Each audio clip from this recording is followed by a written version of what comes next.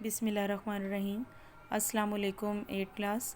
آج ہمارا مطالعہ پاکستان کا لیکچر نمبر 3 ہے۔ ہم نے اپنا چیپٹر نمبر 3 سٹارٹ کیا ہے زمین اور ماحول۔ آج ہم اس کا جو ٹاپک پڑھیں گے وہ ہے اہم ماحولیاتی مسائل۔ یہ ہمارا ٹاپک ہے آج کا، اہم ماحولیاتی مسائل اور ان کا حل۔ ہم ماحولیاتی مسائل کے حوالے سے پڑھیں گے کہ کون کون سے مسائل ہیں جو ہمارے ماحول کو خراب کر رہے ہیں۔ سب سے پہلے ماحول کی بات کرتے ہیں۔ ماحول ایسی جگہ کو کہتے ہیں جہاں ہم رہتے ہیں اور اس کے ارد گرد کا علاقہ یا اس میں جتنی بھی سرگرمیاں ہم پر اثر انداز ہوتی ہیں وہ ساری ہمارا ماحول کہلاتی ہیں۔ تو سب سے پہلی بات تو یہ ہے کہ ماحول اچھا ہونا چاہیے۔ اگر ماحول اچھا ہوگا تو وہاں رہنے والے لوگ جو ہیں وہ بھی اچھے ہوں گے۔ اگر ماحول کسی وجہ سے متاثر ہو چکا ہے، خراب ہو چکا ہے، تو وہاں رہنے والے لوگ بھی اسی طرح سے متاثر ہوں گے۔ تو ماحولیاتی مسائل کی اگر بات کریں تو پاکستان کو بہت سارے ماحولیاتی مسائل جو ہیں وہ درپیش ہیں۔ ان میں سب سے اہم مسئلہ جو ہے وہ جنگلات کا کٹاؤ ہے۔ یعنی پاکستان میں صرف 5% رقبے پر جنگلات ہیں، جبکہ کسی بھی خوشگوار علاقے کے لیے اس کے تقریباً 25% رقبے پر جنگلات ہونا ضروری ہیں۔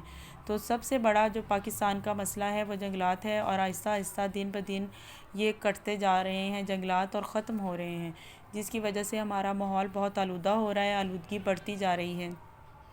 اس کے بعد جو اہم ماحولیاتی مسئلہ ہمارا ہے وہ آلودگی ہے۔ آلودگی میں بہت سی اقسام ہیں، شور کی آلودگی ہے، فضائی آلودگی ہے، زمینی ہے، اس کے علاوہ پانی کی آلودگی ہے، آبی آلودگی۔ تو یہ بھی ہمارے ماحول کو متاثر کر رہی ہیں۔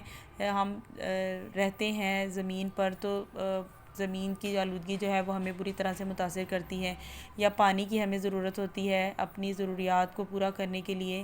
تو اگر آلودہ پانی ہمیں ملے گا تو اس سے بھی بہت ساری بیماریاں پیدا ہوتی ہیں یا بہت سے مسائل پیدا ہو رہے ہیں۔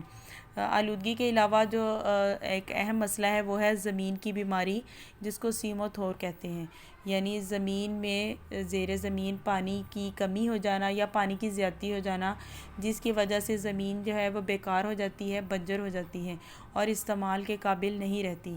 تو یہ ایک بہت بڑا مسئلہ ہے، اور اس مسئلے کی وجہ سے زمین کا کافی حصہ جو ہے وہ بیکار پڑا رہتا ہے، کاشت کے قابل نہیں رہ جاتا، بلکہ اس پر نہ تو کوئی فصل کاشت کی جا سکتی ہے اور نہ ہی کوئی اور استعمال میں اس کو زمین کو لایا جا سکتا ہے۔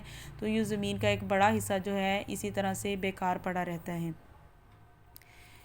ماحول کے بارے میں پڑھتے ہیں۔ ماحول جس میں طبعی خد و خال، آب و ہوا، مٹی اور قدرتی نباتات وغیرہ شامل ہیں، انسانی زندگی پر گہرا اثر ڈالتا ہے۔ انسان کی تمام وہ سرگرمیاں جو وہ کسی علاقے میں سر انجام دیتا ہے، چاہے معاشی ہوں، سیاسی، سماجی ہوں یا مذہبی، معاشرتی ہوں یا اقتصادی، قدرتی ماحول ان سرگرمیوں پر اپنا اثر چھوڑتا ہے۔ ماحولیاتی مسائل سے مراد وہ تمام مسائل ہیں جو ماحول کے ناموافق یا غیر موزوں ہونے سے پیدا ہوتے ہیں، جس سے نہ صرف انسانی زندگی بلکہ حیوانی، نباتاتی اور آبی زندگی کو نقصان پہنچتا ہے۔ انسانی زندگی کی ابتدا میں انسانی وسائل اور ضروریات محدود تھیں، لیکن جیسے جیسے انسان ترقی کرتا گیا، اس کی ضروریات میں اضافہ ہوتا رہا۔ اپنی بڑھتی ہوئی ضروریات کو پورا کرنے کے لیے اس نے قدرتی وسائل کا بہت زیادہ استعمال کرنا شروع کر دیا۔ اس بے دریغ استعمال سے نہ صرف وسائل تیزی سے کم ہونا شروع ہو گئے، بلکہ ان کے استعمال سے ماحول بھی متاثر ہوا۔ ٹیکنالوجی کے اس دور میں اس کے نتیجے میں کئی ماحولیاتی مسائل نے بھی جنم لیا۔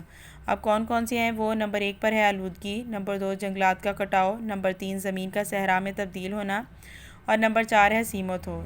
آج ہم جو ماحولیاتی مسائل کے بارے میں جس کے بارے میں ہم پڑھیں گے وہ ہے ہمارا سیم و تھور۔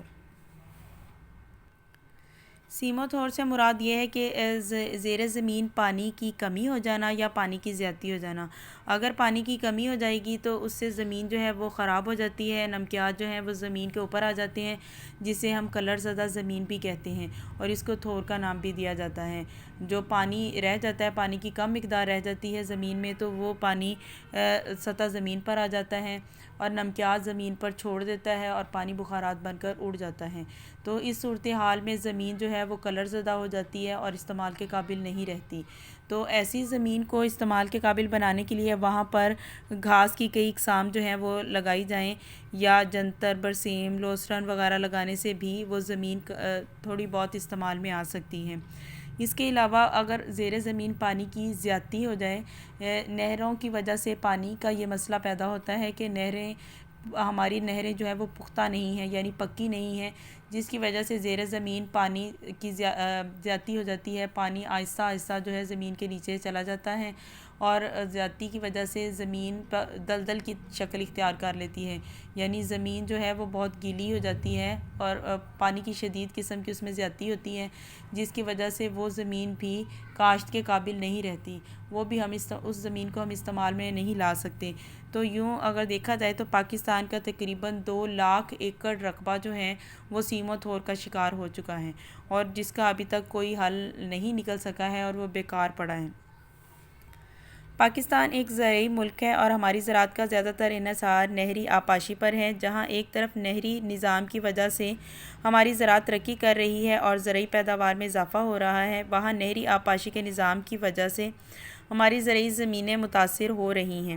نہری پانی کی وجہ سے زیر زمین پانی کی سطح میں اضافہ ہو رہا ہے۔ جب کسی علاقے میں پانی کی سطح 5.1 میٹر تک رہ جاتی ہے تو زمین میں موجود نمکیات پانی کے ساتھ سطح زمین پر آ جاتے ہیں۔ پانی بخارات بن کر اڑ جاتا ہے اور نمکیات سطح زمین پر رہ جاتے ہیں۔ اس کے نتیجے میں زمین کاشت کے قابل نہیں رہتی اور بنجر ہو جاتی ہے۔ اس صورتحال کو تھور کا نام دیا جاتا ہے۔ سیم و تھور والی زمینوں میں سوڈیم اور حل پذیر نمکیات دونوں کی مقدار بڑھ جاتی ہے۔ یہ حالت کلر کہلاتی ہے۔ کلر سے متاثرہ زمینوں میں گھاس کی اقسام مثلاً کلر گھاس، برمودا گھاس، سوڈان گھاس وغیرہ اور چارہ جات مثلاً جنتر، برسیم، لوسرن اور باجرہ وغیرہ کاشت کر کے زمین کو قابل کاشت بنانے کے ساتھ ساتھ اس سے اچھی پیداوار بھی حاصل کی جا سکتی ہے۔ بعض اوقات زیر زمین پانی کی سطح مزید بلند ہو جاتی ہے اور پانی زمین کے مساموں سے گزر کر زیادہ مقدار میں سطح زمین پر آ جاتا ہے۔ مسام کہتے ہیں سوراخ ہو جانا زمین میں چھوٹے چھوٹے، اور زمین دلدل بن جاتی ہے۔ اس کو سیم کا نام دیا جاتا ہے۔ اس حالت میں بھی زمین بنجر ہو جاتی ہے اور کاشت کے قابل نہیں رہتی۔ پاکستان میں کافی زرعی زمینیں سیم و تھور کا شکار ہو کر اپنی پیداواری صلاحیت کھو چکی ہیں اور زرعی زمینوں کی مندرجہ ذیل طریقوں سے دوبارہ قابل کاشت بنایا جا رہا ہے۔ اب وہ کون کون سے طریقے ہیں؟ نمبر 1 پر ہے تھور کا شکار زمینوں میں کلر گھاس لگائی جا رہی ہے جس سے زمین کو قابل کاشت بنایا جا رہا ہے۔ نمبر 2، پاکستان میں نہری پانی کے ضیاع کو روکنے اور سیم سے بچانے کے لیے کھالوں، راج باہوں اور نہروں کو پختہ کیا جا رہا ہے۔ بھل صفائی کے ساتھ ساتھ کھالوں اور نہروں کو پختہ کرنے کے پروگرام بھی شروع کیے گئے ہیں۔ اس سے دوہرا فائدہ ہے، ایک تو پانی کا ضیاع کم ہوتا ہے اور آبپاشی کے لیے زیادہ پانی دستیاب ہوتا ہے۔ سیم و تھور زدہ علاقوں میں ایسے درخت لگائے جا رہے ہیں جو زیادہ سے زیادہ پانی جڑوں کے ذریعے جذب کر کے فضا میں پہنچا رہے ہیں۔ اس مقصد کے لیے سفیدہ اور پاپلر کے درخت لگائے جا رہے ہیں۔ اس کی کو استعمال کرتے ہوئے جو سیم و تھور کا شکار زمین ہے اس کو کافی حد تک استعمال کے قابل بنایا جا رہا ہے۔ تو یہ آپ کا آج کا ٹاپک تھا، اس کو آپ نے اچھے طریقے سے لرن کرنا ہے۔ آپ کی ڈائری ہے۔ اللہ حافظ۔